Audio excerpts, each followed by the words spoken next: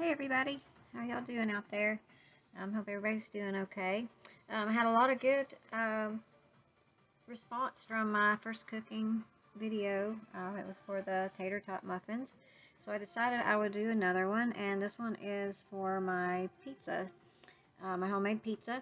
And when I make this, I make some for my mom and my sister, and some for me. And on mine, I make mine low carb, low sugar, so it goes along with my keto diet. And I usually will make about three a piece, and that way we can have them 2 or 3 days, however long it takes us to eat them. So this is my pizza recipe, and I hope that you will enjoy it. Like I said, I use these tortillas and for my keto, and my mom and my sister really like the tortilla crust too. So what I do is I use a regular tortilla for them, and then I get the low carb, zero carb for me.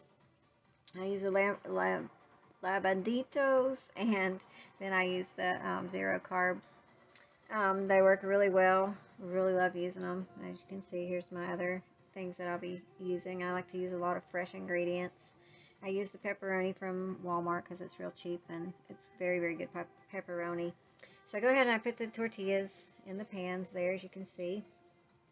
And mine, of course, are small, but that's really all that I need. I'm not a huge, huge crust person, and I'm not a huge tomato sauce person either, as you'll see, or pizza sauce. So I go ahead and I set my oven for 375, get it all warmed up, and I put my tortillas in the pan. I go ahead and sprinkle some seasonings on there. I use Parmesan cheese, I use cilantro, and I use Italian seasoning. And I don't put a whole lot on there because it does tend to be overpowering, so I just sprinkle a little bit of each one of them on there. And I had sprayed my pans with olive oil, and I spray the tops of the tortillas before I put the seasoning on there. I also spray those with the olive oil, and then I put my seasonings on there. Like I said, I don't use a whole lot of the seasonings because I don't want to overpower it with the crust, the flavor of the crust. So just go ahead and you sprinkle those on there however much you like. If you like more than what I use, you just just make it for yourself, however you want to make it. This is just how I make it. And once you get that all sprinkled on there, then you're going to go ahead and sprinkle your cilantro on there. You've got your Italian seasoning, you've got your Parmesan on there, and you're going to use just a little bit of cilantro. Cilantro is very powerful, so you want to be careful with not getting too much cilantro on there. A little bit on mine too, just to give it a little bit of flavoring. And like I said, I always make 3 for each of us so that they last a little bit longer because they're so, so good. Then I'll just stick them in the oven for a few minutes, just till they're just barely golden brown. While that's cooking, I'll go ahead and start getting my tomato sauce. Get everything ready for that. I use Baby Ray's sweet and spicy, and I use a little bit of ketchup. I use about half and half. You can do it however you'd like to flavor it, or you could use one of the actual pizza sauces if you'd rather do that. But I don't use the pizza sauces enough, so I just go ahead and make my own pizza sauce when I need it. My mom and my sister both like Canadian bacon and pineapple, and my mom likes black olives. My sister likes jalapenos on hers. So you can see once they're done, they're just a little bit brown around the edges, and they're brown and they're good and crispy. Very, very, very, very good. And you don't want to get them too brown because you're going to stick them back in there and they're going to brown a little bit more. In fact, sometimes if I get them a little too brown in the pre-cooking, I'll go ahead and lay a piece of tin foil over the top of them until I get ready to take them off and get the cheese done. But you just don't want your crust to get too crunchy. My mom likes it a little more crunchy than me and my sister do, but just got to be careful with that. The Canadian bacon, I'll go ahead and get that all chopped up and ready. Get everything out that I'm going to be using. It's a quick process. That way you've got everything out there. You know what you've got. You know what you don't have. And then I go ahead and brown my pepperonis off. Excuse me. I go ahead and brown my pepperonis because I can have just a little bit of a crisp on them. And I like to use the oil off of them after they've cooked. I like to put that in my pizza sauce, and it gives the pizza sauce a good pepperoni flavor too. So I'll go ahead and pour the drippings off of that in there and get it all stirred up. It gives it a really, really good flavor. You can really taste the pepperoni in the sauce, and it's just delicious that way. It really doesn't taste like tomato sauce and barbecue sauce, especially after you get your seasonings in there. Now you could use regular pizza sauce or whatever you wanted to use. You could put other spices in there. You could put celery spice. You could put whatever spices you wanted, basil, oregano, whatever. You could put it in there. And then you just want to spoon it onto the crust and spread it around a little bit. I don't put it on my own pizza just because that's a little bit less, you know, sugars and carbs for me on my keto diet. But I do put a little bit on each one of their pizzas. We're all kind of light sauce anyway, so I don't put a lot on there, just enough to give it a little bit of flavor. And then I'll go ahead and put some more Parmesan cheese sprinkle on there. And go ahead and put some of the shredded mozzarella and provolone on there. And that makes it really, really good. Now, if you wanted to, you could actually sprinkle some more, you know, spices on that or whatever, but I usually just will use the Parmesan and the mozzarella. Then you want to go ahead and put your other toppings on there.